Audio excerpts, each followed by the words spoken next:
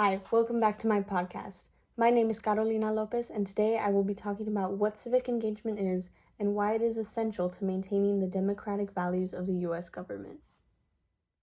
Since the drafting of the Constitution in 1787, the significance of ordinary citizens having a say in what government does has been emphasized as a fundamental value. The U.S. system of a representative government is predicated upon this very principle. People are able to vote for representatives who most align with their interests and will best represent their political ideals. This is how we elect most of our government officials, including the president and vice president, members of Congress, and state legislators. By voting, we are participating in government and influencing what policies are created.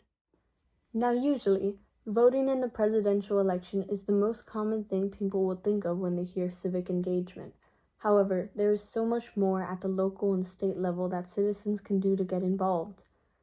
Thomas L. Rich, author of Civic Responsibility and Higher Education, defines civic engagement as working to make a difference in the civic life of our communities and developing the combination of knowledge, skills, values, and motivation to make that difference.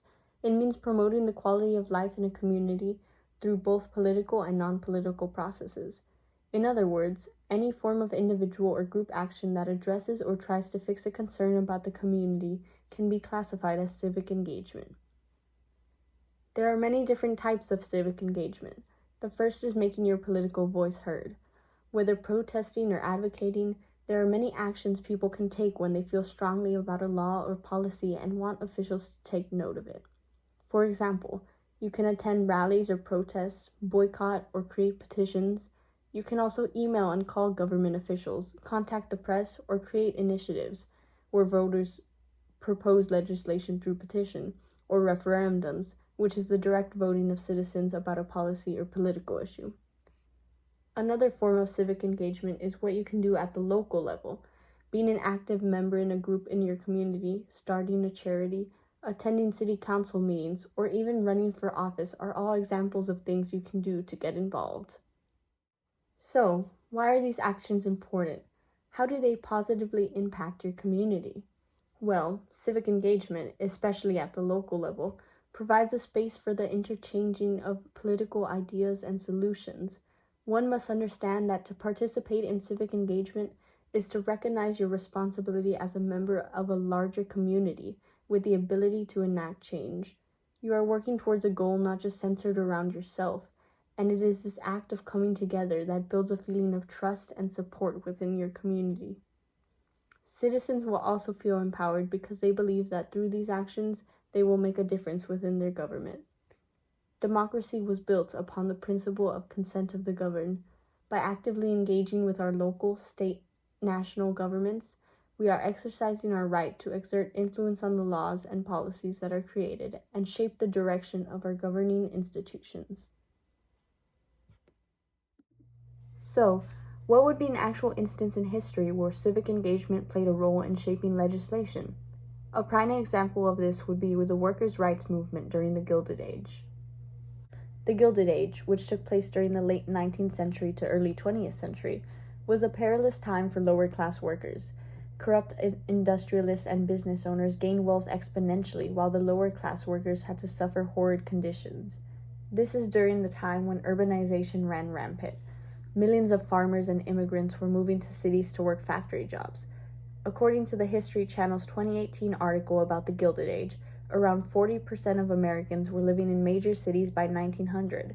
However, the city's infrastructures were not built to accommodate this many people at once, so workers often lived in tenements, which are apartment complexes where multiple families would live in one room and very rarely had utilities such as plumbing or electricity. In the sweatshops where they would work, they often had to work 12-hour shifts with heavy machinery, which caused several injuries and deaths over the years. They were paid so little that they struggled to feed their families every night, and women and children usually also worked in the same sweatshops. Fed up with these harsh working conditions, many organizations fighting for workers' rights were formed. One of the first of these organizations were the Knights of Labor, formed in 1869. They fought for the 8-hour workday, safer working conditions, abolishing child labor, and equal pay for women and African Americans. They used several forms of civic engagement to do this. such as they lobbied for legislative reforms to protect the interests of workers. They regularly held strikes and boycotts, one of the most famous being the Great Southwest Railroad Strike of 1886. The strike spanned across 4 states, with every railroad worker refusing to pick his tools back up.